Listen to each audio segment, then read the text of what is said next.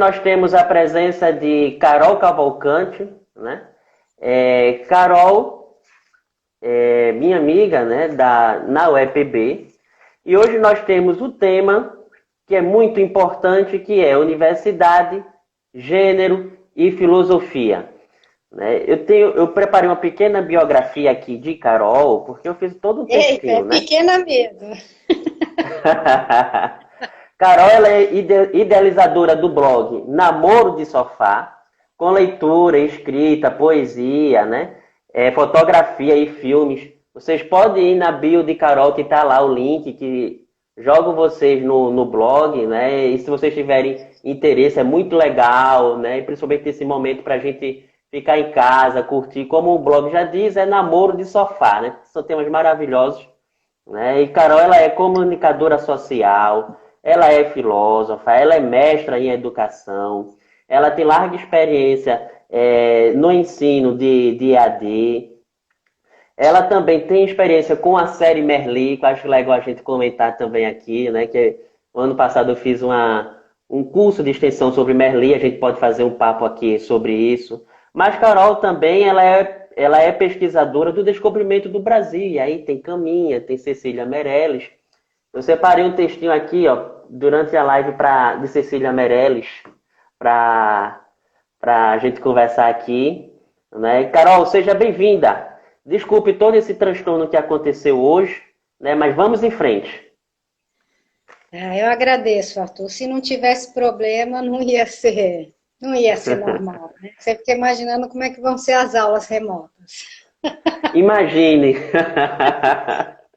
Com essa coisa de todo mundo na internet, eu acho que a gente não tem a melhor internet do mundo, né? Então vai ser bem complicado. Mas é assim, né, que a gente está vivendo hoje, né? Mas eu estou muito feliz de É, estar aqui pelo seu convite. Obrigada. Portas da de minha casa nada, abertas Carol. para você. Vitor Igualmente. aqui, Vitor aqui disse que eu esqueci um dado importante, que você faz pães e geleias top. Isso Boa aí noite, é Vitor. outra live. Isso aí já é outra história. Tempos de pandemia, vamos fazer outras coisas. É verdade, é verdade. Carol, e aí a gente estava conversando, né? Você trouxe toda uma fala, não foi? Fez todo um preparo para esse momento. Muito obrigado. Mas qual a participação das mulheres no ensino superior, né? Qual o espaço que é dado às mulheres? O que é que você acha? Você quando conversou comigo pediu para a gente falar um pouco sobre universidade, gênero e filosofia, Oi, né? isso. Aí eu não sou uma pessoa muito aprofundada nos estudos de gênero, diríamos assim, né? Então eu fui mais para o lado dos estudos. Aí eu fui mais para o lado histórico da história para a gente começar a conversar e aí, quem sabe, surgir algumas temáticas, né?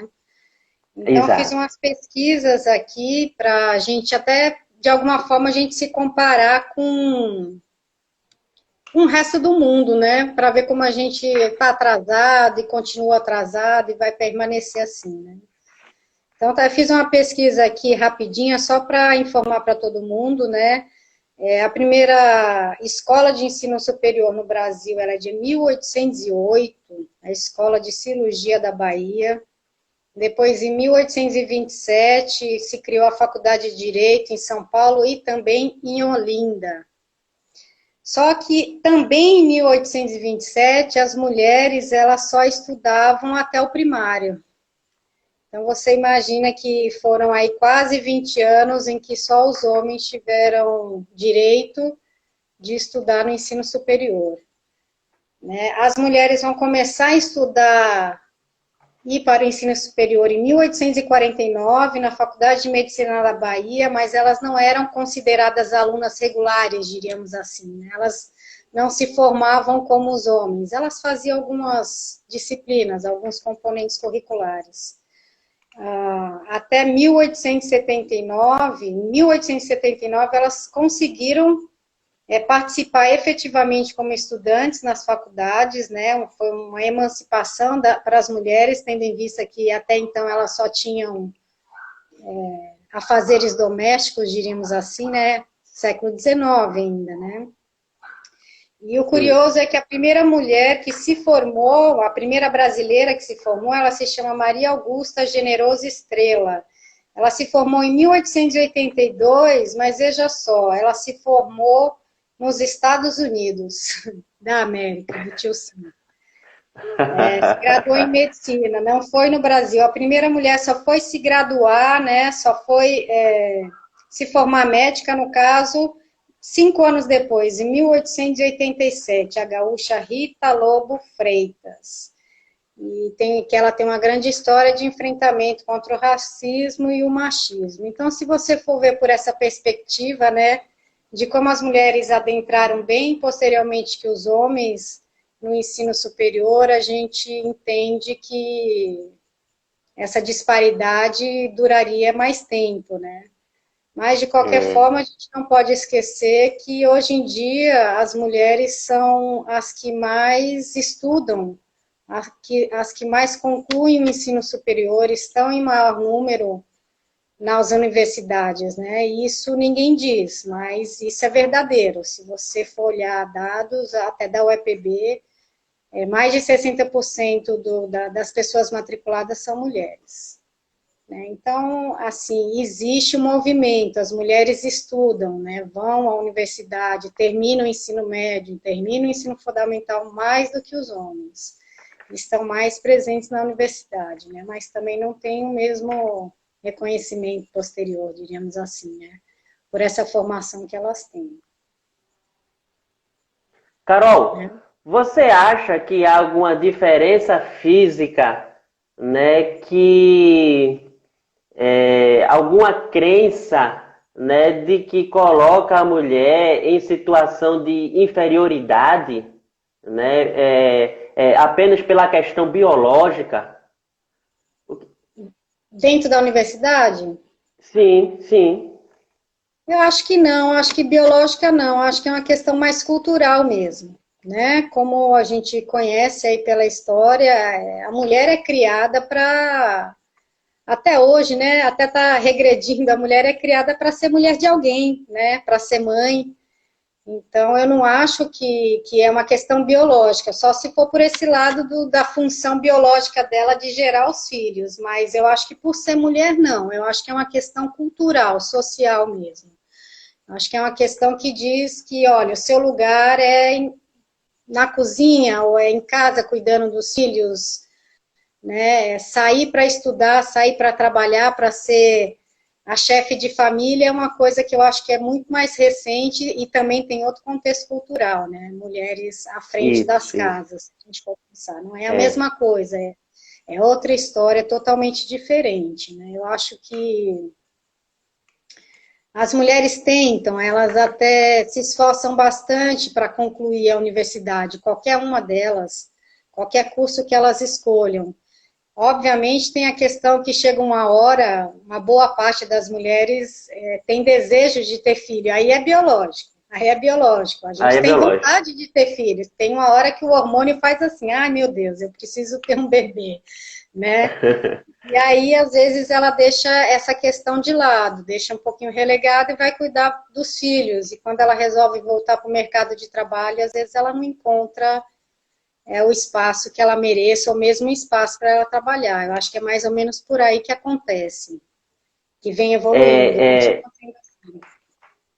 agora, há condições, por exemplo, a mulher, né, e aí a gente está trazendo a situação da mulher na universidade, a gente nem tocou no outro tema, né, que é a da filosofia, mas a gente está trazendo essa questão, né, mas a gente tem que olhar a questão da permanência.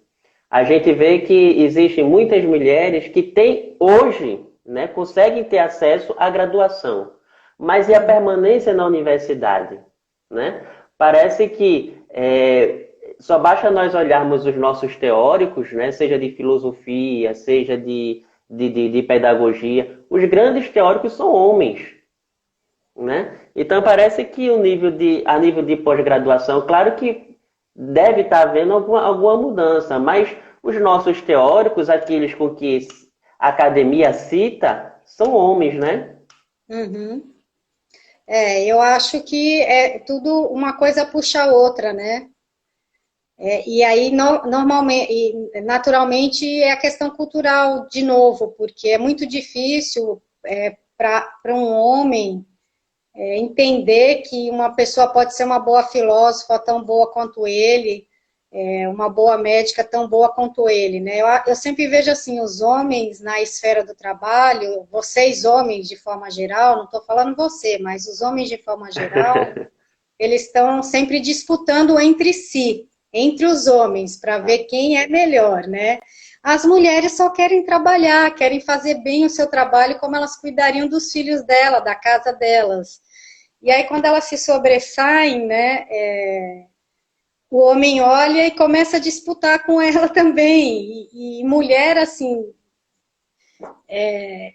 não que ela não seja guerreira, não que ela não queira brigar, não que ela não vá enfrentar, mas ela não está preparada para isso, porque ela não foi criada para lutar, para se impor. Isso está sendo feito agora, né? Isso está sendo construído, e eu vou repetir, está sendo destruído também, porque a gente está num momento que muita coisa está regredindo, ser mulher está sendo uma coisa que está regredindo muito no país, né? Não só no nosso país, mas eu não vou falar dos outros que eu não conheço, mas está regredindo muito, né? Então, fica muito complicado da gente se estabelecer. Um dado curioso, Arthur, que parece que é uma bobagemzinha, mas assim, os países hoje que são dirigidos por mulheres são os países que têm os menores índices de pandemia, de morte, que trataram melhor o problema. Por quê? A mulher cuida do país como ela cuida da casa dela e dos filhos dela. É uma coisa que parece que é boba, uma fala bestinha, mas vocês são mulherzinha que cuida do filhinho. Não, elas cuidam com o mesmo carinho da sociedade que elas representam, tem outra visão das coisas, né, de como lidar, são mais humanas, mais empáticas, mais sensíveis à dor do que um homem, porque vocês foram criados e voltaram a ser criados para dominar, né, para ser mais forte, diríamos assim, né? Então é uma coisa muito muito chata, que a gente acha que não vai ver mudar e realmente está voltando para trás, infelizmente está voltando para trás, né? A gente tem um discurso, todo político tem esse discurso, que é verdadeiro, só a educação transforma, né? Só a educação pode mudar tudo isso, mas assim, ninguém investe na educação direito, né? Ninguém diz que a mulher pode fazer o que ela quiser, e se diz da boca para fora, não é de verdade, não tem políticas públicas para isso, de verdade, né? Porque quando uma mulher começa a se sobressair, vem normalmente um homem cercada de várias mulheres submissas a eles para tirar essa mulher do lugar de destaque delas, é mais ou menos por aí. E continua sendo, é cultural, totalmente cultural isso, de criação nossa. Eu vou dar um exemplo meu, eu fui criada, minha mãe sempre disse assim, olha, vocês são criadas para não depender de homem nenhum, mas na hora de limpar a casa, no final de semana, quem limpava era eu, não eram os meninos. Os meninos, né, os homens não precisa fazer. Se livravam. Então você vê como é, nem o próprio discurso dentro da sua casa é muito, muito, muito real do que a gente precisaria, né? Parece que culturalmente, né, há uma infantilização do masculino, né? Culturalmente, né? Não sei, por infantilização, mas pode ser. Explique-se melhor qual é o sentido que você quer dar para a infantilização do masculino. No sentido de que dentro de casa, né, é atribuído funções aos homens e outras às mulheres, né? Então, homens não fazem, como você colocou assim, afazeres domésticos, eles fogem, né? Uhum. Cozinhar, por exemplo, né? É como que se a atividade doméstica fosse atribuída às mulheres, né? O espaço doméstico fosse atribuído somente às mulheres, e aos homens, não, né? Aos homens fosse dada à esfera pública. E aí a gente vê uma divisão, né, de público e privado, né, divisão de tarefas, e aí a organização de gênero, né? Organização de gênero por uma questão biológica e que não deve estar restrito somente a essa questão biológica, né? De que o privado deve ser destinado à mulher, né, e o público aos homens, né? Então, o gênero, nessa perspectiva, me parece ser uma construção social, né, histórica, né, que organiza as diferenças, né, as diferenças sexuais e, inclusive, as relações de poder. É aí que surgem as diferenças de gênero, né? Porque quem tem poder é aquela pessoa que está do lado de fora, né? Nas esferas públicas. Agora é diferente. Agora as mulheres elas estão também tomando as esferas públicas. Estão indo para a universidade, estão na universidade. Mas mesmo assim ainda é restrito, né, Carol? Quando a gente olha as pós-graduações, né? Ainda os nossos corpos docentes, né? Ainda tem poucos homens, né? Desculpe, poucas mulheres, né? Se a gente olha os departamentos, né? Por exemplo, a maioria dos departamentos, mesmo departamentos que têm a sua predominância de mulheres, os seus teóricos, elas não citam outras mulheres. Elas citam homens, né? E tu tá me ouvindo? Tô te ouvindo bem, tô acompanhando. Eu acho assim, eu acho que botar o dedo na ferida e falar sobre isso, porque por que tem menos mulher dentro das universidades, né? Quem são as bancas que selecionam os professores da universidade? Tá entendendo? Aí a gente vai entrar numa esfera. É a mesma coisa, foi necessário criar uma cota para as mulheres estarem na política. Exato, exato. Né? Aí, mas ninguém pergunta por que a mulher não quer fazer política. É difícil, né? É difícil. Independente de qualquer segmento de política, quem votou em quem, eu não estou falando nisso, né? Em quem você votou, em quem eu voto, isso é problema de cada um. Mas, por exemplo, a gente nunca viu uma coisa tão agressiva, por exemplo, quanto o que aconteceu com a presidente Dilma Rousseff com aquele sloganzinho da gasolina, quando a gasolina aumentou. Eu não sei se você lembra, que eles grudavam os adesivos na boca na boca onde coloca o combustível no carro, com a Dilma com a perna aberta. Sei. Isso é uma prova do quê?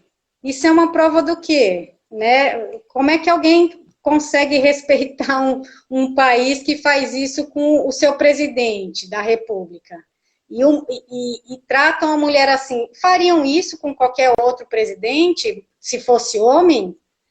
Né? Não faria. Então, assim, não faria. Aquilo ali foi a coisa mais vergonhosa que eu acho que eu vi na minha vida. Né? Até porque foi feito lá pelos lados de São Paulo, eu sou paulista, eu morri de vergonha. Eu já estava aqui, eu já morava aqui, eu morri de vergonha das pessoas, entendeu? Eu falei, não acredito que as pessoas... Então, você não pode dizer que uma presidente é ruim, da mesma forma que diz que é um homem, você tem que já levar para a conotação sexual, né? Dizer que ela é não sei o quê, né? A perna aberta representa um monte de coisa, aí você tem que dizer o quê com aquela perna aberta? Por que você faz isso com as mulheres, né? Anteontem, uma notícia horrível, também mudando um pouco de assunto, mas tentando exemplificar para puxar, né, outras questões. Uma mulher ficou casada há 30 anos e 8 presa pelo marido, sendo espancada, humilhada, não sei... Como é que a gente vê um negócio desse no século XXI? Não é normal. Dentro do casamento? Foi, deu na televisão ontem, ela era casada por 30 anos, por 8 anos, esses últimos 8 anos, ela estava presa em casa, com um filho dentro, prisioneira, e nem ela conseguia se libertar, porque não podia sair de casa, e nem o filho fazia nada. Ou seja, como é que você está educando esse filho? Olha, é assim que você cria uma mulher, é assim que você vai tratar a sua mulher quando você criar, porque a gente faz o que os nossos pais mandam a gente fazer, são os nossos espelhos, né? E aí ela conseguiu pedir ajuda depois de muito sufoco, entrou a polícia lá e resolveu a história.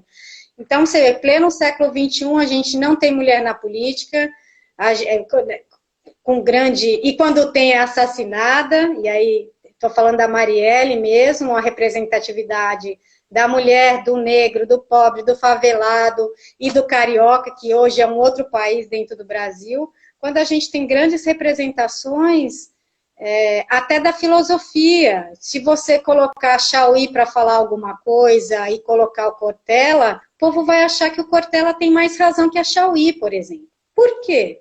Até porque filosofia não é nada fechado, é tudo, né?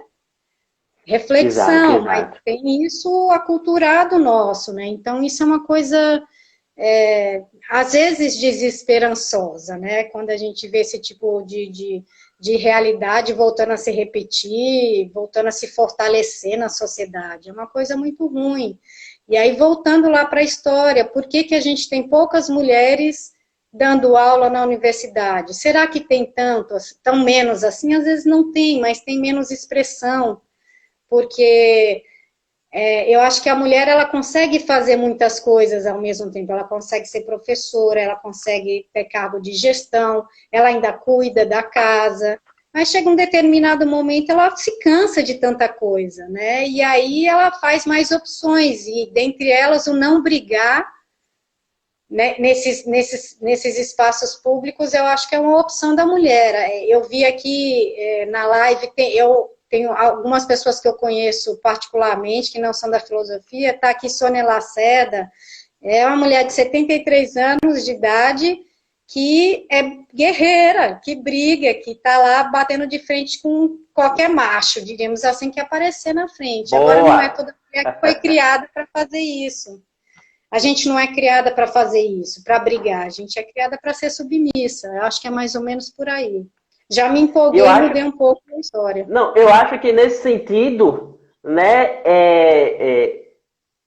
há uma luta, né, do movimento feminista que ultrapassa, né, as questões do movimento, é uma luta de superação do capitalismo. Agora, eu vou explicar isso, mas eu queria fazer um comentário aqui. Teve alguém que nos comentários falou o seguinte: tem menos mulher porque estudam menos. Isso aí é um comentário que esta live tem a justificativa, tem o pretexto de que não se repita comentários como este, né? E em lives como esta, em que a gente está trazendo a questão do discurso de gênero para com que a gente perceba de que a mulher deve ocupar sim a universidade, e não é porque que ela estuda menos. Né? A gente estava discutindo antes, ela que estuda mais, não é porque que ela estuda menos. Né? Existe todo um trabalho que as mulheres fazem, né? E que tentam silenciar. Mas a qualidade é tão grande, né? A qualidade é tão grande que não há como a gente se silenciar. Mas a gente tem que colocar essa discussão de que mulheres elas não estudam menos, elas estudam mais. E aí a gente entende gênero nessa perspectiva, nessa fala que foi feita aqui, né, de gênero enquanto relação de poder. Né? E aí a gente vê que você trouxe o caso dessa mulher, a gente viu a truculência com que esferas públicas, e aí eu trago o exemplo de que a mulher, um PM, saiu um vídeo, né, de que um PM subiu em cima do pescoço de uma mulher. E o que é interessante é que não é somente o recorte de gênero, mas o recorte de raça. Era uma mulher preta. É negra. Exato. São as pessoas mais vulneráveis. A gente tem que dizer isso, a gente tem que trazer essas mulheres, né, para o debate. Né? E aí eu vejo, por exemplo, na última eleição da Academia Brasileira de Letras, a disputa entre o Cacá Diegues e a Conceição Evaristo, que é uma mulher negra, né? É uma mulher negra. E quem é que ganha a cadeira? O Cacá Diegues, homem branco de elite, né? E aquela mulher, professora, né? Professora universitária que teve a sua origem como em trabalhos domésticos e é reconhecida internacionalmente, né? Mas a questão do racismo, a gente termina caindo, né? A questão do racismo, que é estrutural e institucional e muitas vezes individual, né? Segrega essas pessoas. Então, encontros como esses, né? A gente tem por objetivo, né, pensar essas questões de gênero e poder. Quando se coloca de que mulher estuda menos, a gente tem que pensar que muitas vezes a mulher é ela que faz o trabalho de casa, mesmo casada, é ela que faz o trabalho de casa, é ela que faz o trabalho de rua, por exemplo, feira, essas coisas, é ela que toma conta do filho, e é ela também que tem que estudar, que tem que trabalhar fora também, né, para manter os gastos, né, manter os gastos não, manter a sobrevivência mínima daquele núcleo familiar. Dos filhos. Uhum. Né?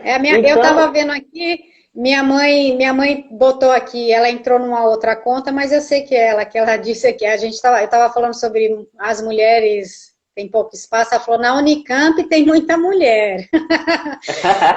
É outra mentalidade. Aí minha mãe, por exemplo, é uma referência para essa pessoa aí que diz que eu acho que é um homem, né, que diz que mulher estuda menos.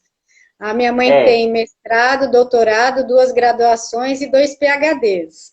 Então, assim, e cuidou de 4 filhos e da casa, e sustentou a gente, não sei o quê, em várias épocas distintas, com várias dificuldades econômicas, né, oscilações e não sei o quê. Então, minha mãe não estudou pouco não, rapaz, estuda até hoje. Então, estudou muito. Eu gostei de você fazer essa fala enquanto homem, porque né, como a Laécia está dizendo aqui, na UEPB tem mulher também, tem muita mulher em cargo de chefia, inclusive, dentro dos cargos de chefia de pró-reitoria, eu acho que são mais pró-reitoras do que pró-reitores, já há algum tempo, há mais de 8 anos que isso vem ocorrendo na instituição, não é só para fazer onda de que, minha mãe botou aqui, sustentei os maridos também, tem que dar uma risada de vez em quando. Eu acho que não é só uma questão de jogar, não, vamos botar a mulher aqui, não sei o que, para fazer uma onda, não, é qualidade mesmo, é qualidade de liderança, de quem estudou, entende o que está fazendo. Então, esse discurso aí dessa pessoa que participou foi infeliz, com todo respeito. Ele pode pensar, liberdade de expressão, né? Mas, assim, não é verdade. Liberdade de expressão, né? Não é verdade, não. Eu acho que as mulheres estudam mais, porque elas precisam estudar mais, Arthur, justamente por conta disso. A gente tem que estar sempre provando que a gente é boa, não é que é melhor. A gente não quer ser melhor que ninguém, a gente quer ser boa, como você é. Um bom professor, eu quero ser uma boa professora. É independente do que eu carrego no meio das minhas pernas, entendeu? Se eu sou homem ou sou mulher, isso é indiferente agora. Como mulher, como as mulheres, como os negros, como os gays, por exemplo, são categorias, diríamos assim, que precisam sempre dar mais. Mas sempre dar mais para dizer assim, eu existo, viu? Deixa eu fazer minhas coisas, minhas pesquisas, né? Não fica dizendo que eu sou menos, que meu lugar é na cozinha, que não é por aí, né? Então eu acho que foi infeliz, mas tudo bem, a gente sempre acata a história. É bom ouvir, para saber que a gente precisa lutar mais, falar mais, entendeu? Tem gente que está precisando ouvir. Ouvir a gente ouve, né? Mas concordar eu acho difícil. Né? E essa mesma pessoa ainda disse assim, os homens ainda hoje são os melhores cozinheiros do mundo. Né? É aí que está a questão. Quando a gente coloca a condição da mulher, né, ou qualquer que seja, né, como uma condição de inferioridade. Né? Quando a gente coloca, e aí a gente vê que gênero é poder, né? Porque a gente vê que há quem controla e há quem não controla. Quem controla são os homens, né? Quem não controla são as mulheres. Quem são os melhores profissionais em tal área são os homens. Não tem isso, né? Esse discurso de homem e mulher, né, aparece enquanto motivo político para deixar o outro em questão de submisso, abaixo dos pés, né? É muito crítico isso e a gente deve levar isso em consideração nessa nossa conversa, né? De que essas diferenças, né, e esses discursos são motivos para justificar ódio, né? Para justificar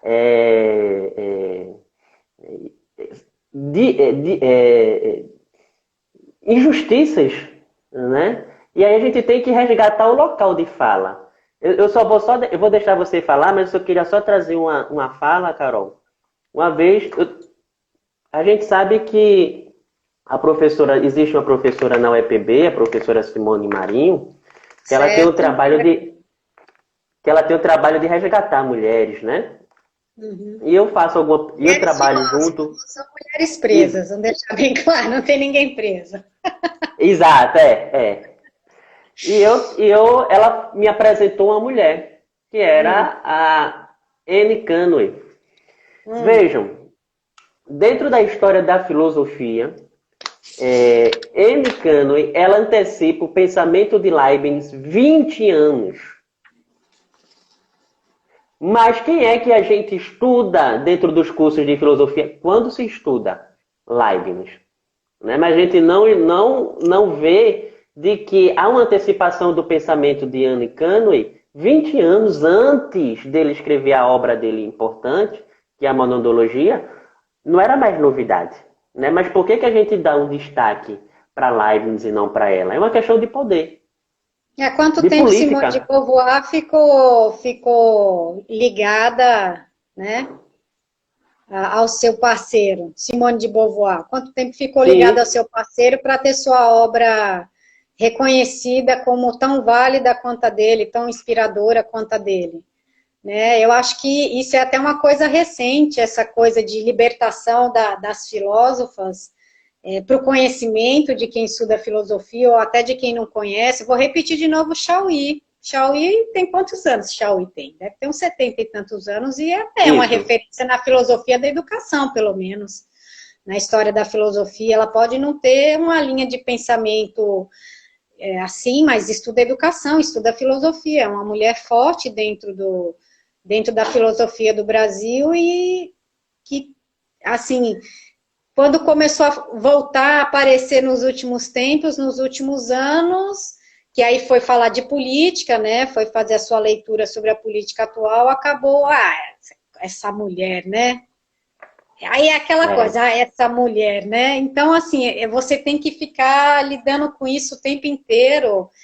É mais fácil ignorar às vezes, né? Deixa falar, e eu acho que é por aí que a sociedade vai andando, deixa para lá, deixa para lá. Aí teve o caso do rapaz negro que foi assassinado pelo policial, e aí gerou toda essa comoção mundial, que também está trazendo aí teve a mulher que foi morta, não chegou a ser morta, mas foi agredida pelo policial do mesmo jeito. Então, assim, tem alguma coisa errada aí, né? Tem alguma coisa errada aí, as minorias, as ditas minorias, porque não somos minorias, mulher não é minoria, negro não é minoria, nem no Brasil, nem no mundo. Pode passar o IBGE pelo mundo inteiro, você vai ver que não é branco que é predominante. Ele é predominante enquanto senhor que quer mandar em todo mundo, mas não é predominante. Mulheres, negros, é uma população muito grande para continuar sendo tratada dessa forma, né? Eu fico meio exaltada assim, porque, né, você fica lembrando das coisas que você, como mulher, já teve que passar, né, de comentários, até hoje, e eu não sou nem tão novinha, assim, bonitinha, para estar ouvindo comentáriozinho besta de homem, mas continua sendo assim, não mudou nada não. É uma pena. É verdade, Carol. Deixa eu perguntar um negócio a você. como é que você concilia, né, a vida de universidade, o trabalho que se desempenha todo na universidade, com a vida pessoal? Eu sou mulher, a gente consegue fazer várias coisas ao mesmo tempo. Pegando a tua fala. É brincadeira. Não, não sei. Eu não sou casada, não tenho filhos, mas tenho 3 gatos que dão tanto trabalho quanto se eu tivesse filho, né? Com todo respeito às minhas São amigas, filhos. mas não tanto trabalho quanto. Mas a vida é essa mesmo, trabalhar. A história da filosofia na minha vida, rapidinho eu conto. Eu já tenho uma graduação, né? Fiz um bacharelado, mas eu não tinha uma licenciatura. Né? E aquela, vamos ampliar os horizontes, eu sempre gostei de dar aula, dava aulas na minha área, né? O mestrado em educação veio mesmo só com bacharelado, e aí eu resolvi estudar, fazer uma licenciatura e escolhi fazer filosofia. Optei logo por fazer na UEPB, porque eu passo o dia, eu moro na UEPB, né? Quando não tem Eu pandemia, eu sei moro disso. lá. E então, eu acho assim, eu não sou uma pessoa de desistir, eu gosto de terminar, mesmo se eu tenho que estar muito insatisfeita com uma coisa para terminar, mas eu gosto muito de estudar, né? De estudar muito, de ler muito, leio 3, 4 livros ao mesmo tempo, demoro para terminar todos, mas eles terminam. Então, assim, não sei se homem. Você faz isso também, porque você dá aula e está estudando para o doutorado, não é isso? E tem a sua casa, tem Isso. sua vida. Não tem essa grande diferença, não, viu? Porque eu sou mulher e você é homem. A gente, hoje em dia, quem está afim, está muito difícil o Brasil, né? Ou você pira trancado dentro de casa, ou você faz a sua mente funcionar para você não passar mal com o que está acontecendo, né? Então, eu faço com o maior gosto, tudo que eu faço com o maior gosto. E estudar filosofia, eu espero terminar esse ano, né? Mesmo que remotamente, se tudo der certo, se eu puxar umas cadeiras aí agora com esse ensino remoto, talvez eu termine esse ano, né? Eu estou muito feliz de ter feito filosofia, estou muito feliz de ter conhecido um monte de gente que eu ensino, não tinha filosofia na minha Oi? graduação, não tinha filosofia no ensino médio, né, no colegial, ginásio, quando eu fazia. Minha primeira graduação eu tive filosofia, história, sei lá, introdução à filosofia, alguma coisa assim. Né? Então, eu conheci muita gente legal, muito filósofo, muita filósofa legal, que, nossa, eu acho que todo mundo devia fazer filosofia um dia, para entender tudo, até as merdas do mundo. A É, gente entende estudando a filosofia. teve uma pessoa que disse assim, Amanda, não é como se a gente tivesse a opção de dar conta, né? Uhum. Jorge Lopes disse o seguinte, muitas outras mulheres, como Edith Stein, Hannah Arendt, Angela Davis e tantas outras, inclusive na filosofia antiga, é verdade. Existem tantas mulheres, né? E aí eu chamo a atenção dos nossos colegas, né, que estão aqui conosco, né, de que olhem também para as mulheres, né? Existem tantas mulheres, por que somente estuda Kant, né? Deus me livre. Para que estudar Kant ainda? Quem mais quer estudar aquele rapaz? Ninguém aguenta mais. eu tive No um final, professor. Arthur, fica uma coisa chata. Só quem estuda mulher é mulher.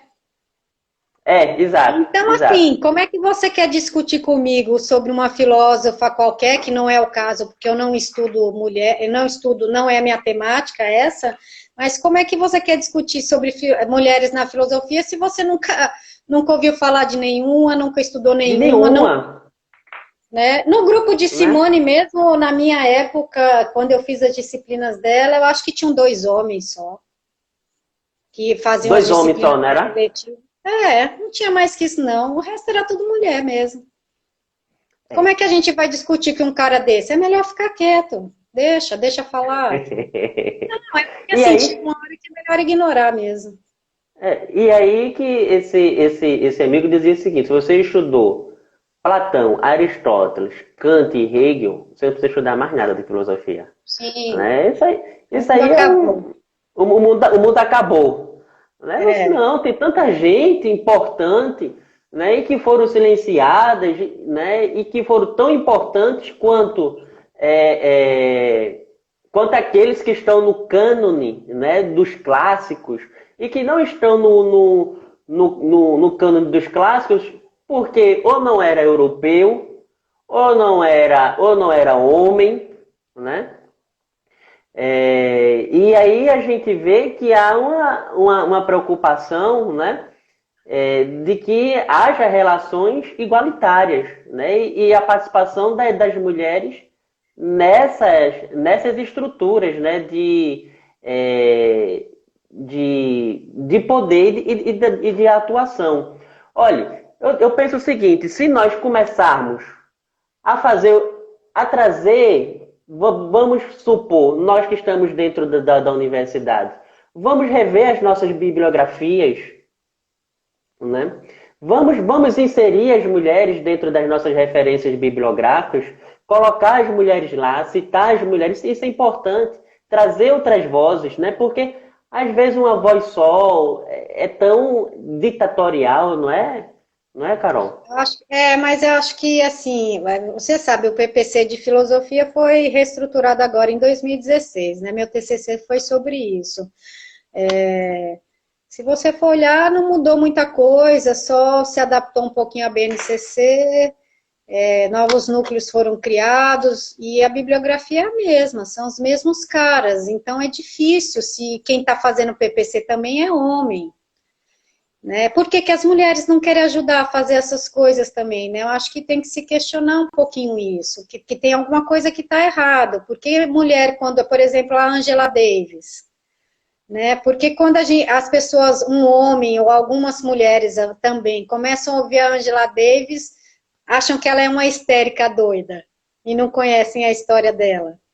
Ah, isso aí está fazendo política. Mulher na filosofia, mulher em qualquer área que ela está lutando para se consolidar, ela é meio louca mesmo, porque ela está se defendendo, ela está botando a cara a tapa, porque ninguém defende. Né? Ela está defendendo uma classe maior, né? Políticas maiores. É uma coisa muito chata, sabe? E até aquela coisa, né? Pleno século XXI, a gente está falando sobre isso. Por que a gente precisa ficar ainda brigando para dizer que a gente existe, para dizer que a gente é boa, para dizer que a gente sabe dar aula, que a gente pode ser engenheira civil, que a gente pode ser piloto de Fórmula 1, né? Que a gente pode ir para a Lua e voltar, e coisas que, assim, os homens acham que é muito chato. Então, assim, ainda é esse discurso. A mulher está sempre em luta com os homens, em luta com a sociedade, e em luta com outras mulheres, que é pior ainda, mas é por aí. Tá? E é cansativo, né? Mas que bom que tem sempre alguém aí que não desiste, né? E tem uns homens bacanas, assim, que nem você, né? E outros, claro, né, que dão a maior força para as mulheres, porque senão é difícil, vai se apagando, né, a gente vai se cansando, a gente vai tendo outras coisas para fazer, outras prioridades, a gente também tem conta para pagar, entendeu? Com ou sem marido, com ou sem filho, a gente também tem uma vida que a gente quer crescer com ela, então, eu acho que é por aí, né? Não deixar essa história, nenhuma luta apagar, né? Por exemplo, de gays, por exemplo, que a gente propôs de falar de gênero, a gente podia ir por esse lado. Por exemplo, que a gente estava falando de Merli, né? De Merli, por exemplo, você assiste as 3 temporadas de Merli, eu acho que ele cita 3 mulheres só, nos 40 e tantos episódios. É Hannah Arendt, Judith Butler, e mais uma, eu acho. Não sei. Que eu nem me lembro, então talvez tenham sido só 2. Né? Só 2. Só me lembro de Judith e de Hannah, né? Olha só, né? Isso é uma coisa para se pensar, né? Por quê?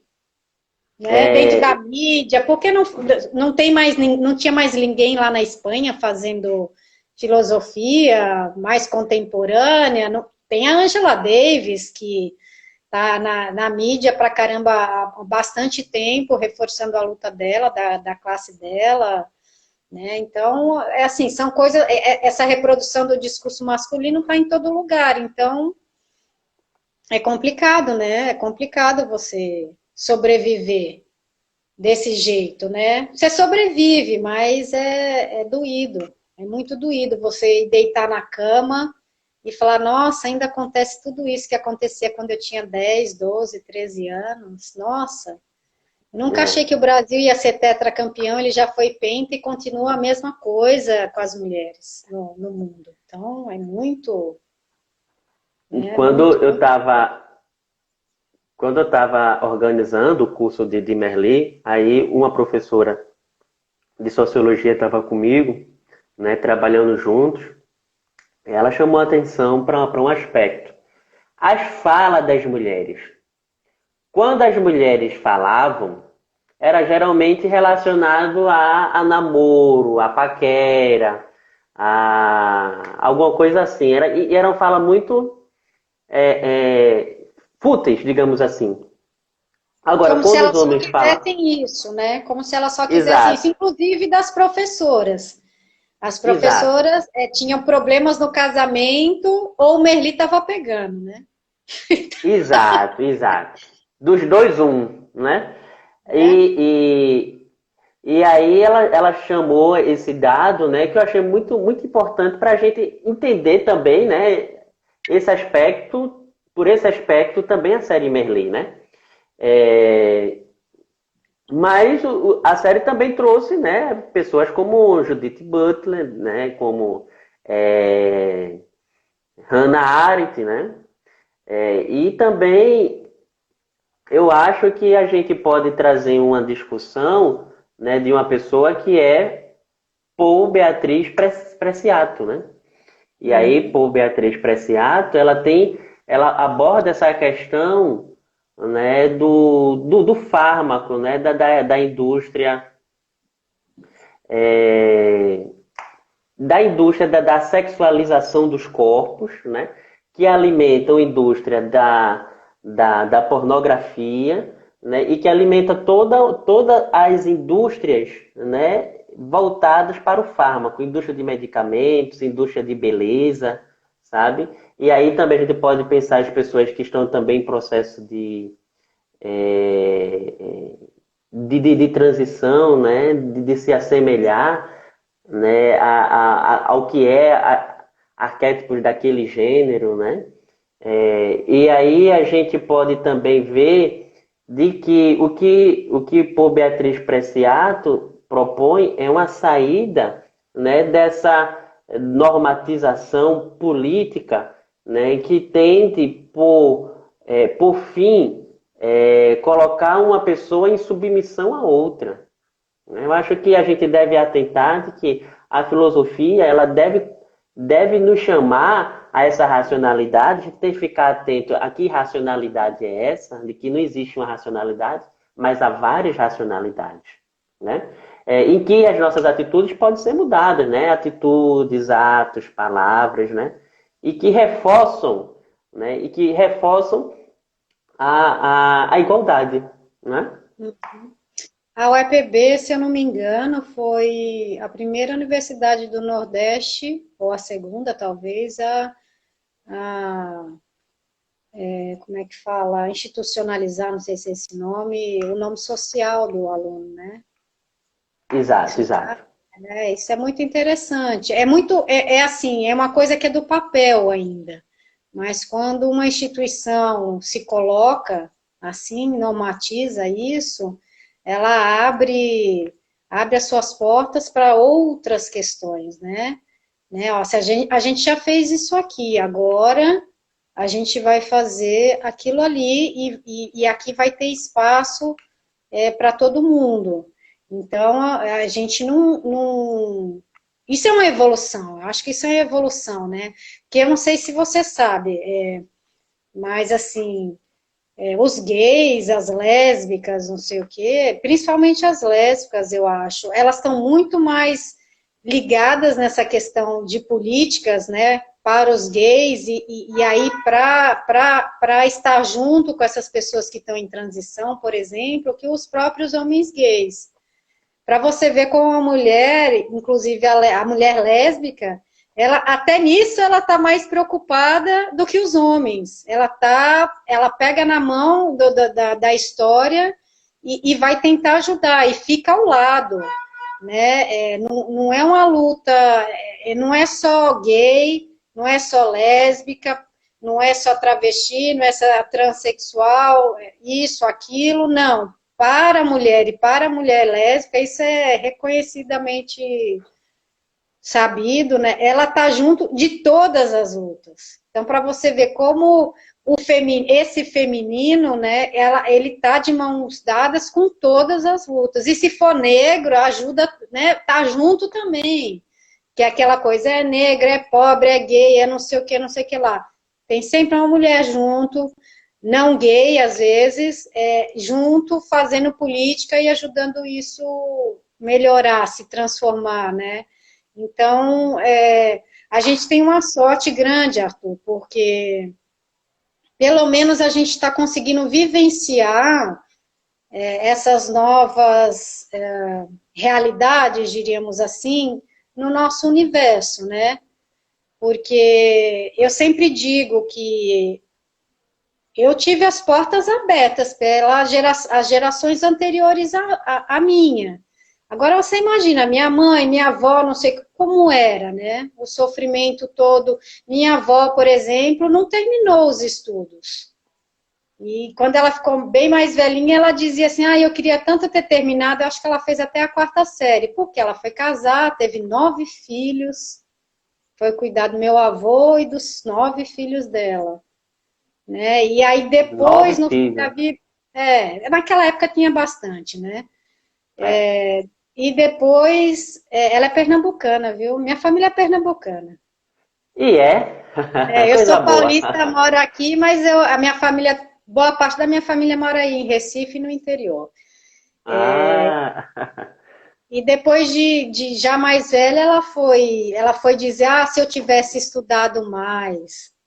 Aí tem aquela coisa da educação transforma na mente da pessoa, né? Então, é mais ou menos por aí, né? Mais ou menos por aí. Carol, você falou uma questão aqui que eu acho importante ressaltar. A UEPB deu um avanço muito grande, que foi a utilização do nome social. Uhum. Né? E aí eu já tive uma aluna que eu fui. Eu reclamei, né? Eu fiz uma provocação, né, no departamento, no sentido de que ela estava se sentindo incomodada, porque se é um nome social, é um nome novo.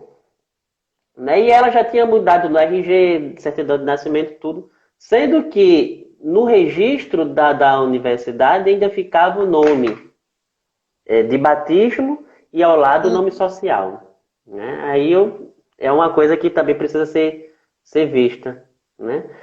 Também tem uma questão aqui da Lacerda, Sônia Lacerda, que diz o seguinte: o interessante é que a invisibilidade da religião, por exemplo, a Bíblia. Né? Quem é a referência na Bíblia? É a pecadora Eva, pobrezinha. Eva é uma pecadora, acabou com Adão, né? Mas isso aí é um livro dito e escrito por homens religiosos, numa época tal, né? A gente nunca pode esquecer que as coisas são ditas, são escritas e são reverberadas de acordo com o seu tempo histórico. E aquele tempo histórico era outro tempo histórico. Eu estou até lendo um trabalho de uma aluna que ela está trabalhando ela cita Eva, vai falar de Adão, fala das mulheres, bem interessante, um conto da Colassante, uma escritora, Maria Colassante, brasileira, está bem interessante, ela faz toda uma leitura sobre como Eva era do mal, né? Vista pelos homens, está bem interessante, mas é isso aí, a gente provoca os homens, né? Ela até fala isso no texto dela, a Bíblia, a gente provoca os homens, a gente tem um poder impressionante de tirar o homem do juízo. Inclusive, ela fala, numa fala que ela tira lá da Bíblia, assim, as mulheres não podiam, de uma lenda, que também tem alguma coisa na Bíblia, as mulheres não podiam comer aves, né? Porque as aves deixavam o juízo da mulher doido, e aí a gente deixava os homens doidos também. Eu achei ótimo, eu morro de rir com essas histórias, né? Mas é o tempo deles, né? Fazer o quê se a gente enlouquece homem porque a gente come galinha, né? A Bíblia é um livro histórico, né? E deve ser compreendido dentro do seu contexto. Deve ser compreendido dentro do seu contexto. Quando a gente desloca o contexto, é muito complicado. Né? E a gente vê também, mesmo dentro do contexto dela, continua sendo complicado. Por exemplo, há um silenciamento de uma figura. Né? Se Jesus é importante, né, na religião de matriz cristã, há um silenciamento da mãe de Jesus. Né? Escassas são as passagens que tem. Não te fala dela, na verdade, né? Maria Madalena é outra que foi silenciada, né? Então, há um constante silenciamento das mulheres, né? E de outras minorias, por exemplo, né? E a gente vê, por exemplo, no livro de Levítico, que diz que é proibido do homem deitar-se com outro homem. Né? E muitas pessoas entendem isso como que se Deus... Isso não é teologia, né?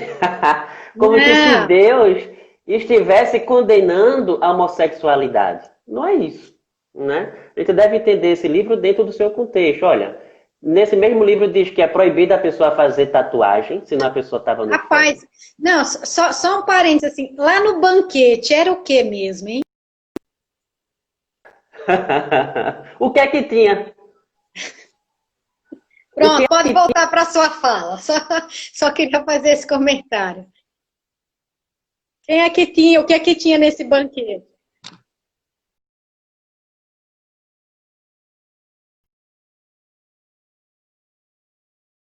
O que rolava, né? Não pode comer carne de porco, não pode fazer tatuagem, mulheres não podem cortar o cabelo, né? E aí o que eu estava dizendo era que o livro de Levítico proíbe várias coisas, né? Proíbe comer carne, proíbe as mulheres, tem normas específicas para as mulheres, para as crianças, não pode fazer tatuagem no corpo. Ou seja, se a gente for levar isso em consideração, muita gente hoje já estava no inferno. Vixe, faz tempo. Então, quando o livro de Deuteronômio, de Levítico, né, ele diz que é proibido que o homem se deite com outro homem, não é em relação à homossexualidade. Mas é em relação à idolatria. Porque, de modo geral, havia um costume de que, em algumas religiões específicas, de que a transmissão do conhecimento se dava pela penetração. Então, a questão aí não era as relações homossexuais, né? E a gente vê, Carol, também tem uma questão que na história da filosofia, né? Na história, de modo geral, a homossexualidade sempre existiu. Demais. Né? Não foi... era luxo, inclusive. Exato. Né? Então a gente vê que isso existiu na modernidade, isso existiu na Grécia Antiga, Roma nem se fala. Eu tenho um livrinho aqui, deixa eu ver se eu acho, que eu estava mexendo justamente nele hoje, que trata esse aqui, ó, já fazendo uma pequena divulgação. Por que calar nossos amores? Poesia homerótica latina. Eita. A gente não tá falando de Madonna, não, viu? Porque as pessoas pensam que os gays e as pessoas lésbicas surgiram depois daquele CD que ela gravou de Alejandro, né? Ou é Jesus? Jesus é o nome do namorado dela. Jesus Alejandro. Luz. Exato. Então, é um negócio antigo, né? Que sempre acompanhou a história das humanidades, né? Né? Dos povos de modo geral, né? É importante a gente dizer isso, né? E que é importante que a gente entenda de que a gente deve respeitar o outro em suas diferenças, não querer que aquilo que é meu valha para outra pessoa, não é? Aí que é uma postura autoritária, é uma postura ditatorial. Não é Uhum. isso, Carol? É por aí mesmo. Eu acho que clichê novamente, né? Mas se você respeitar o outro, deixa o outro fazer o que quiser fazer, né? Por que que você se preocupa com quem eu durmo? Não é problema seu, eu não durmo com você e nem quero saber com quem você dorme. Então, assim, quando você invade a vida privada da pessoa, né? Isso muda tudo, porque a gente vai se defender, as pessoas vão se defender, né? E eu acho que a filosofia, a universidade, o estudar serve para isso, para você aprender a viver com a diversidade. Para mim não foi fácil muita coisa, sabia? Porque eu sou da época de sapatão e viado só. Agora é Do, LGBTQI mais eu falo, Jesus! Aí eu peço, Carol, tu oi. é da época do GLS. Do GLS, justamente. Eu sou dessa época, gays, lésbicas e simpatizantes. Aí eu não, Azinha, de verdade, eu falo assim, senta aqui, me explica o que é cis, o que é não sei o quê. Explica de novo. Toda vez eu falo, explica de novo. O que é mulher trans, homem? É difícil. Se é difícil você entender a teoria da história, imagina você entender a prática, mas você tem que respeitar. Você tem que respeitar. É somente isso. E aí não tem dificuldade nenhuma. É difícil, às vezes, porque lá na sua casa você não foi educado pelos seus pais para ter esse olhar. Eu, graças a Deus, vim de uma família, minha mãe me criou dessa forma, para respeitar todo mundo, né? Eu tenho uma irmã negra, por exemplo. Eu tenho um irmão, um de cada cor, inclusive, diríamos assim. Então, para mim, isso é muito natural. E sou meio nordestina, porque a minha família é daqui e eu moro De aqui há 12 Pernambuco, anos né? já.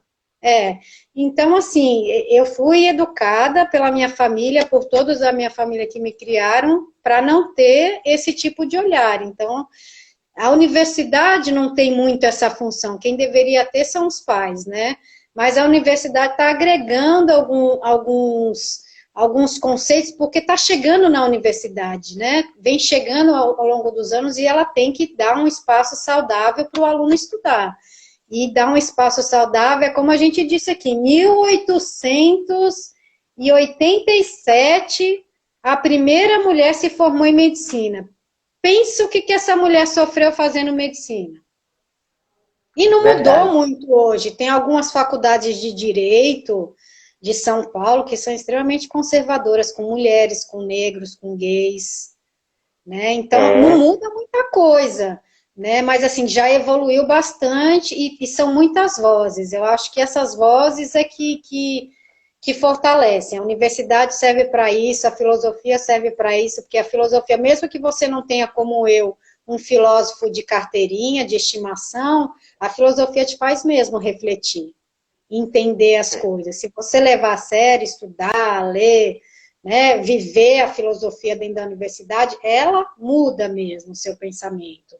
Né? Você aprende é. muita coisa que você não sabe. Até lógica eu aprendi, que é uma coisa lógico para mim, mas é isso. Eu queria agradecer muito o convite e a gente, quando puder, a gente fala de cinema, fala de um bocado de coisa aí, quando a gente tiver É. tempo. Carol, divulgue aí o blog. Eu me Eu preparei, sou eu fui tímida, olhar, eu fui rapaz. pesquisar a sua biografia. Aí eu me deparei com o blog e eu achei maravilhoso. Você fala de cinema, você fala de livros, você fala de várias coisas ali que é namorando no sofá, né? Ficar ali tranquilo. Uma conversa ótima, né? É um espaço ótimo para você ficar. Você tem conteúdo de qualidade, né? Foi isso que eu gostei muito do seu blog, né? E aí fala um pouco aí do seu blog. O blog eu criei aqui quando eu vim para cá. É Namorinho de Sofá, né? Que o escrito dele é namorodesofá.blogspot.com.br, mas o nome dele é Namorinho de Sofá. E eu namorava uma pessoa na época e a gente meio que fez o blog junto, né? Mas assim, a ideia foi minha, porque eu gosto muito de cinema, mais do que livro, mais do que teatro, mais do que música, eu sou do audiovisual. Adoro televisão, tenho uma em cada canto da minha casa, praticamente. Gosto muito de cinema, vejo muito filme ruim, mas vejo muito filme bom também. E lá foi uma forma de eu escrever. Eu gosto de escrever sobre filmes, sobre umas crônicas de vez em quando, às vezes umas poesias, tem fotografia. Caiu a internet? Mas como a gente tem muita coisa para fazer, nem sempre eu consigo sentar para escrever, né? Então, de vez em quando eu apareço por lá fazendo, sempre falando sobre arte, né? De vez em quando entra uma política no meio, porque a arte está sendo cortada, né? Então, eu falo um pouquinho de política também, mas sempre ligando com as questões das artes, cinema, audiovisual, teatro, museu, né? Como a gente está decaindo, perdendo essa riqueza. Então, o blog é isso. Não dá para esperar muito. Tipo assim, Carol vai escrever toda semana? Não vai mais. Né? Mas, assim, sempre que eu escrevo, eu linko sempre ou no Instagram, ou no Facebook, e as pessoas que normalmente já seguem, aí elas leem. Mas, assim, eu sou despretensiosa, né? Não nasci Hilda Hilst, nem Clarice Lispector, nem Cecília Meirelles. Eu sou... para mim mesmo, é uma forma de sobreviver, porque eu acho que a arte salva mesmo. Então, eu acho que a arte tem É essa verdade. função mesmo. Viu? É, Mas eu fico teve um grata que você colega. tenha visto e tenha gostado. Vou tentar me dedicar um pouquinho quando eu tiver um tempinho. Como é que é o link? É namoro no Não, é sofá.blogspot? namoro de sofá, Namoro de tudo sofá. junto, .blogspot.com.br. No link do Instagram, tem lá direitinho. Tem na sua bio, né? Tem na minha bio lá do É, Instagram, tem o nome. Eu não sou isso. muito ligada nessa É... coisa de bio. Eu demorei um tempão para saber o que era bio. Eu falei, o que a biologia está fazendo no Instagram? É muita Quem é, tecnologia de uma vez. quem é esse bio? Quem é esse bio que está aqui comigo? Mas é isso, eu acho que a gente tem gente que gosta de fazer pão, né? Que é outra coisa que eu também comecei a fazer. Tem gente que gosta de arte. Eu acho que tudo isso é para a gente sair um pouco da realidade, né? Ficar um pouquinho feliz nesse mundo que está tão, tão, tão cruel, né? Então eu fico É. feliz mesmo de você ter lido, que eu não fico divulgando, não. São poucas pessoas que sabem que eu tenho. Isso eu puxei do meu pai. De falar dele, ele não está por aqui, mas eu vou dizer, isso eu puxei dele. Eu gosto artístico por escrever e fotografar, essas coisas assim. Teve um colega aqui, Júnior Souza, que falou assim: Foucault menciona isso no livro História da Sexualidade. É verdade. Uhum, História da Sexualidade 1, 2 e 3 é um retrato historicamente, né, da sexualidade, né? uhum. Nas suas diversas formas. Né? E aí também tem outro comentário que eu acho que foi de Jarek, amiga Jarek, em Cruza, que falou o seguinte: o que seria um espaço saudável se até quando sofremos as primeiras violências epistêmicas? O que seria um espaço saudável se é onde sofremos, né, as primeiras violências epistêmicas? Eu acho que Jarek está falando aqui da violência epistêmica das pessoas trans, né, que é da negação, né, e do acesso, a negação do acesso, né, a políticas, negação à vida, né, de pessoas trans. Eu acho que é nesse sentido, né, que há uma violência epistêmica, né, e que é por isso que eu considero que é importante que haja institucionalização de políticas dentro da universidade, de uso do nome social, sabe, que resguarda o direito, né, e a permanência dessas pessoas. Você falou sobre São Paulo, né, eu vi recentemente de que a Universidade Federal do ABC estava com problemas, né, no doutorado em filosofia, porque eles estavam negando, né, o acesso ao doutorado, que não era por outra questão, senão questão de gênero, sabe? E aí você falou de São Paulo, né? E nesse sentido é importante que se haja institucionalização de políticas, né, que garanta e que legitime aquelas vidas, né, dentro das instituições, dentro das universidades, né, que se use o nome social, que ela possa ser o que ela é, né? E eu acho a gente tem sorte que as instituições estão fazendo isso, porque não é uma política federal mais. Então ainda existe essa resistência.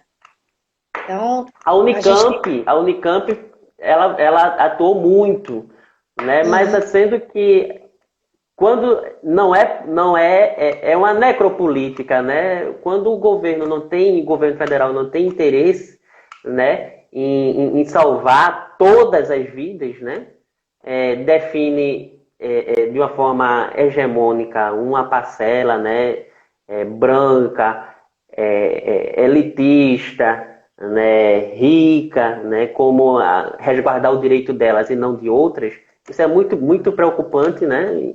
Num país tão grande como o nosso, que a gente tem tantas diferenças, né? É a regressão, eu tenho medo.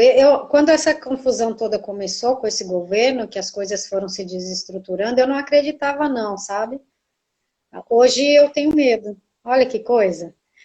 Né? Medo essa regressão está muito rápida, né? Em tudo. Não estou falando só de gays, de mulheres, de negros, índios também. A própria educação é que tem aí um general há 2 meses. A gente pensa que é bobagem, mas não é, né? Ou seja, em um ano de governo, se acabou com tudo que se construiu na democracia do Brasil, diríamos assim. Né? Então, é uma coisa que é preocupante e uma pena, porque tá difícil das pessoas entenderem isso, enxergarem, né? É uma coisa pesada e vai ficar pior, né? Tá parecendo que vai ficar pior. E aí eu fico com muita pena das pessoas, de quem está começando agora, uma universidade, né?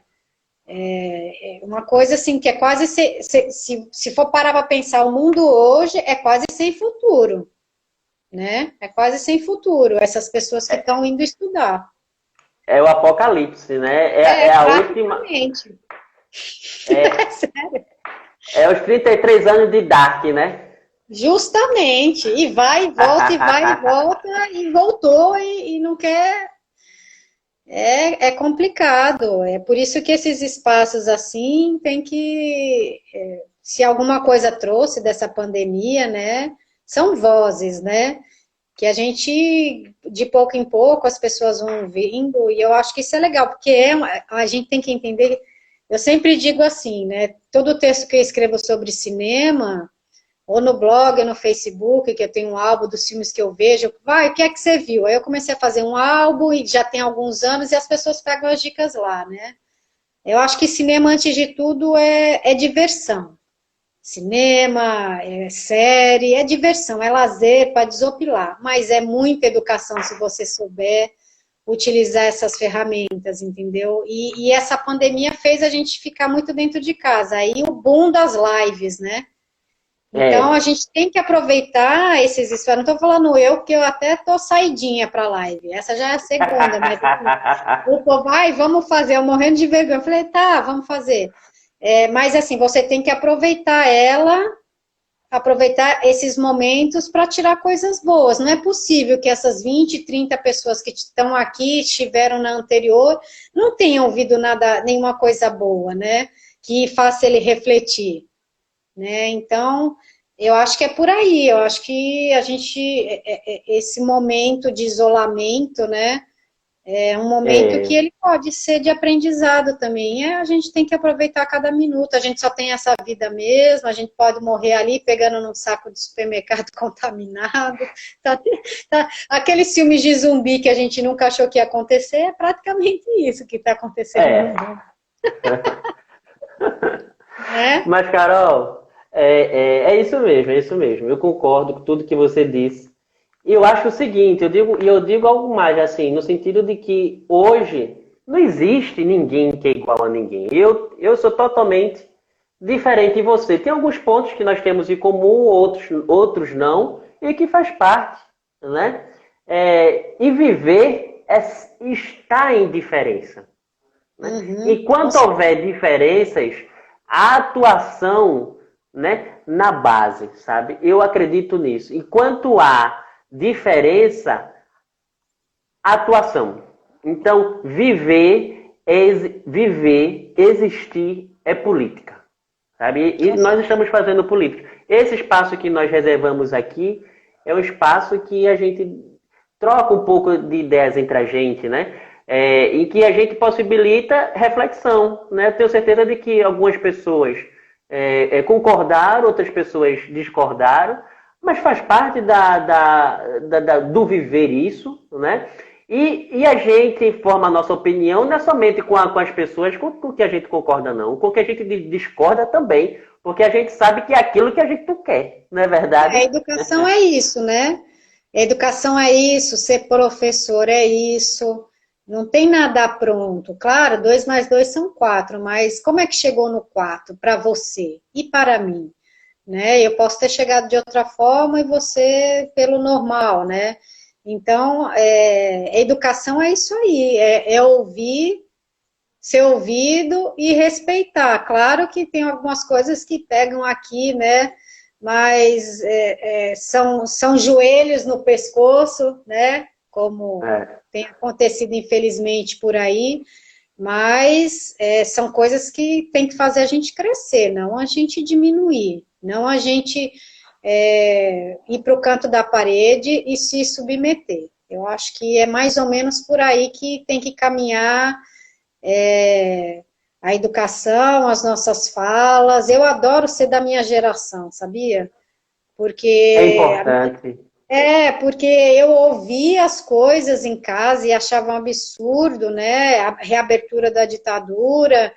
E eu tenho uma cabeça muito boa, eu acho. Eu fui muito bem criada pela minha família toda. Eu queria que todo mundo fosse criado. Como assim? Eu estou falando de conceitos, de vai estudar mesmo, vai fazer mestrado, vai fazer doutorado, ou não vai também. Leia, leia, leia, leia, leia. Como é que você quer falar de alguma coisa se você não lê? Né? Então, a gente está nesse momento no Brasil, né? Então, isso é muito ruim, as pessoas têm que ter mais conhecimento. Eu desejo que todo mundo tenha mais conhecimento. Veja um filme e depois vá ler o livro, né? Porque as pessoas não leem mais, né? Isso não ajuda muito, só celular não, né? Só, celular é para live, é para dar curtidinha numa coisa ou na outra, mas não é muita educação não, né? Tem que ler, tem que ler. Assim, se eu pudesse dizer, eu dizia, ó, vai ler, meu filho. Minha mãe disse isso minha vida inteira, eu acho que é por isso. Olha, tem alguém que falou aqui, Lacerda Sônia, disse assim, participantes têm interesse por outros temas? Tem interesse por outros temas. Estou vendo aqui. A Sônia está provocando. É aquela mulher que eu falei para você, de 73 anos de idade, guerreira, luta pelo SUS, luta pelos índios da Paraíba, luta por uma boa educação, luta por todas essas causas e tem 73 anos de idade, dá tapa na cara de qualquer pessoa, entendeu? Assim, de conhecimento de causa, tal. Então, sim, a gente tem interesse sobre vários temas, Sônia, que a gente o povo aqui da filosofia da UEPB é eclético. Saudades, um beijo para você grande. Que bom que você assistiu. Olha, eu gosto de vários temas. Agora, o que me falta é tempo para os vários temas. Tem um doutorado aí, não tem? Tem. Eu gosto de literatura, eu gosto de filosofia, eu gosto de literatura estrangeira, né? Eu gosto de literatura feminina, né? Escrita de mulheres. Eu adoro essas coisas, né? É legal. E gosto, em filosofia, eu gosto muito de filosofia moderna. Uhum. Mas eu acho que eu tento fazer isso, ver outras pessoas que não seja aquele clássico, sabe? Descartes já é conhecido demais, Kant é demais. Tem outras pessoas, tem mulheres, né? Tem pessoas não eurocêntricas que também merecem ser ouvidas, né? Tem pessoas em outros continentes, em outras regiões que escreviam, que falavam, né? Então eu gosto de trazer essas pessoas, né? Dar um pouco de visibilidade, né? Então, nesse sentido, eu tenho escrito algumas coisas, né? Quando eu posso, de algumas mulheres, né? Escrevi sobre Anne Canoe, que foi aquela que eu falei, né? Aham. Escrevi sobre uma outra mulher chamada Damares Masran, né? Ou Hum. seja, são mulheres que eu venho tentando traduzir elas, resgatar elas, né? Eu não estou dizendo que é tipo assim, é a melhor publicação. Não, não é. Não é, mas eu estou trazendo essas mulheres para que as pessoas vejam, olha, existe tal pessoa. Só por isso, né? É porque a gente entra na universidade e dizem pra gente o que a gente tem que ler, né? Então é muito É, complicado e as pessoas são muito burocráticas, né? Então a gente, infelizmente, eu acho que muita coisa a gente só lê depois que sai mesmo da universidade, mesmo que não vire pesquisa, mas a gente tem mais tempo, por exemplo, para ler outras coisas, né? Outras verdade. mulheres e outros homens mais atuais, porque assim, dizem muito na universidade, né? Olha, você tem que ler primeiro isso, depois isso, senão você não vai entender. Talvez você não entenda algumas coisas, mas se você começar de trás para frente, e você tiver o hábito da leitura, né? Você É. entende sim. E assim, o linguajar mais contemporâneo atrai mais o aluno, né? Você estava até falando outro dia, quando você fez o seu último encontro, daquele rapaz do ABC, né? Que transformou a filosofia Uhum. em funk, né? Uma coisa assim. Eu vi Isso, na isso. televisão aqui também. Tem que ser assim, porque se você chegar na escola pública dizendo que você quer ser o quê? Quando quer estudar o quê, né? Filosofia, o cara, uma aula por semana, Uma né? horinha, uma Uma horinha. horinha, 30 minutos só para fazer a chamada. Então, você tem que cativar o público para qualquer disciplina, claro, mas como a filosofia ela é mais renegada, né, escanteada, você tem que chegar mais perto do aluno. Isso eu aprendi muito fazendo uma licenciatura. Não que eu não soubesse, mas praticamente, na prática, eu aprendi fazendo uma licenciatura. Como se aproximar desse público que é afastado constantemente da sociologia, da filosofia, né? Hoje em dia das Isso. artes também, coisas que a gente tinha como parte da nossa criação, né? Estudar essas coisas, né? Então a gente tem que se adequar mais ao público, né? E as lives estão aí para ajudar isso, né? Eu acho que é por aí. Que bom que você está Ó, lendo essas mulheres. E depois eu quero ver aquele livro de poesia erótica tá que aqui, tá você aqui. mostrou. Depois você me passa direitinho as informações Tá sobre certo. ele. Patativa disse aqui. Você se lembrou do Patativa? Sim, claro, eu tive aula com ele. Tive uma Bom ver disciplina. vocês. Mesmo por aqui, abraço nos dois. Um forte abraço, Patativa. Cheiro grande, com certeza. Jarek Cruza continua aqui. A gente vai encerrar, viu, Carol? Viu? Porque Certo. a gente já Eu está tô de quase boa. 2 horas. É.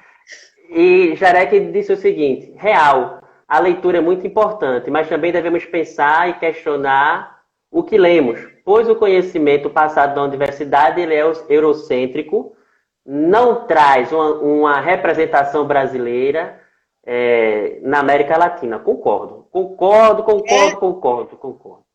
em dia, Plenamente. dentro da universidade, eu acho assim, hoje em dia, dentro da universidade, não necessariamente só da UEPB, o aluno tem que correr mais atrás, né? Em um determinado momento da vida, ele vai descobrir porque que ele foi fazer filosofia. Não é aquele papo, eu fiz filosofia porque eu não passei em direito, né? Como a gente ouviu no início da disciplina esse ano. E aí ele vai gostar e ele vai descobrir o que ele gosta. E aí ele tem que ir atrás. É o que eu posso dizer para o aluno. Ele tem que ir atrás porque o professor não necessariamente vai pegar na sua mão. E você que É, tem que buscar o que você gosta dentro da filosofia. Infelizmente. Mas eu acho que a UEPB dá muitas opções. É só ele querer. É difícil, é, é cansativo, é um monte de coisa, mas é ele que tem que ir atrás, mais do que o professor. Eu sempre digo assim, eu dou aula também, aí tem aluno que manda TCC, eu falo, rapaz, eu já me formei, viu?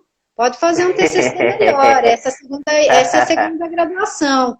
Não vou fazer o TCC para você não vou ler, não vou estudar. Isso aí eu já sei, quem tem que saber é você e contar pra gente, né? é. Então, vai partir do aluno, dessa vez parte do aluno. É isso que eu tenho para dizer para ele, para todo mundo. Mas leia tudo que você puder. Aí a Jareca continua aqui. Jarek continua. E o que lemos fora da instituição é totalmente deslegitimadas, é, e essa que escreve aqui fora não representa. É verdade. É aquilo que entra dentro do cânone, né? É importante furar a bolha. Eu acho que Valmir trabalha justamente isso, né? Furar Aham, essa bolha do eurocentrismo, né? com Então, certeza. se ele tiver aqui ouvindo, um abraço para ele, né? Ele entrou Rai, na outra e eu acho que nessa ele não entrou, não. Mas não na outra voltou. ele Né? disse que tinha um outro compromisso. Foi. Rai Duarte disse o seguinte: eu tive um professor de filosofia maravilhoso no ensino médio. Grande docente, o senhor José de Paula. É importante, né, professores, né? Professor não é tudo.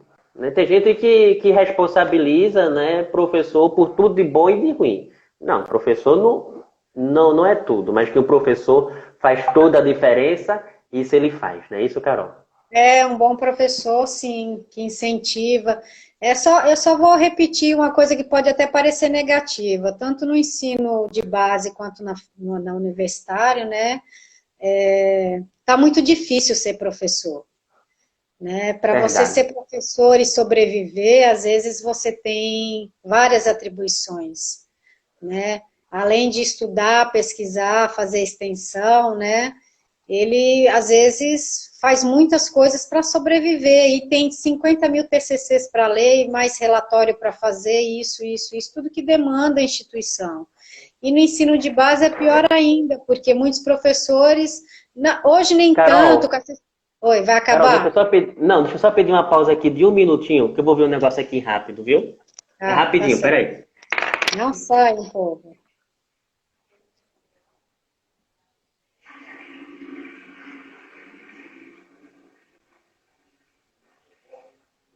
Oi, Meire, beijo, beijo, Meire. Quem mais? Lacerda animou o bate-papo aqui. Paula Castro, a Ariane entrou. Um beijo para todo mundo. A gente está esperando o professor Arthur voltar. Essa já é a segunda hora que a gente está. O papo foi tão bom que derrubaram a gente voltou para a segunda hora, mas daqui a pouco a gente vai encerrar de novo e vocês ficam aí pedindo bis, a gente faz de novo, não tem problema não. A gente não tem nada para fazer em casa, não tem aula remota para Não tem preparar. aula remota? Foi o vizinho aqui batendo na porta. Não, tem problema não, tem problema não. Fiquei puxando papo, mandando beijinho aqui pro pessoal que eu conheço, que tem pessoal do Rio Grande do Norte, tem um bocado de gente aqui que não é da UEPB necessariamente. Mas é isso que eu acho que é isso. Só para encerrar o assunto, esse assunto, o professor do ensino básico, ele é um sofredor, cara.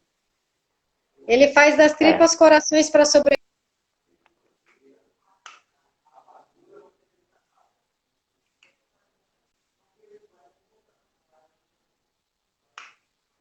Caiu a internet?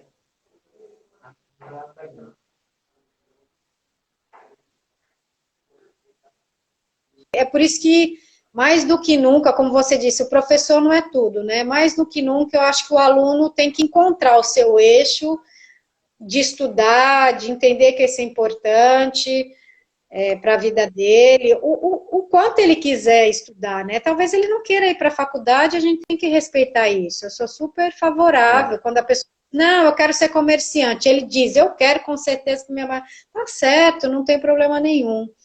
Né, mas que a gente precisa do comércio também, a gente não precisa só de doutor, né, dentro da, nem ministro que diz que é doutor, né, porque tem um povo que diz que faz doutorado, tu sabe, né, mas a gente tem que se esforçar em tudo que a gente faz, cada vez mais, né, cada vez mais, é difícil, mas não é impossível. É verdade. Carol, eu agradeço enormemente a sua presença conosco, né, hoje foi excepcional porque a gente estava fazendo sempre pelo YouTube, justamente para não derrubar, e hoje o YouTube não pegou de jeito nenhum e a gente teve que mudar em cima da hora para cá. Eu acho que teve gente que não teve como vir para cá, gente que não teve acesso ao Instagram, né? E eu peço desculpas, né, tanto a você quanto aos demais colegas e pessoas interessadas, né, em nossa conversa, por esse contratempo, né? Mas acontece, não, mas né? deu certo, né? E vai ficar aí guardadinho no IGTV, né? E aí a gente vai marcando as pessoas e quem perdeu a gente manda. Um bocado de gente aqui mandando mensagem. Cadê? Algumas eu ainda consegui botar Instagram agora, né? Para não ficar muito mal educado, eu respondendo, mas a gente divulga aí, foi legal pra caramba a conversa, eu acho que foi muito válida. Eu gostei, né? Sei você. Obrigado mesmo, Carol, pela conversa, foi ótima. Foi, querido. Vou assistir de novo depois e a gente vai se falando. E a gente se encontra em agosto, né? Remotamente. Exato. Remotamente. Né? Porque ninguém sabe, verdade. mas Arthur é meu professor, não parece? É um menino. Mas ele eu sou aluna dele num componente lá na UEPB esse semestre. E nos demos bem desde o início. Eu agradeço muito mesmo o convite. Fica aberta uma live para falar de poesia um dia desses. Boa, Carol, boa. Tá bom? Então, forte abraço, Carol. Tchau, pessoal. Forte abraço em vocês e até Beijo breve. para você. Até a próxima. Beijo. Tchau.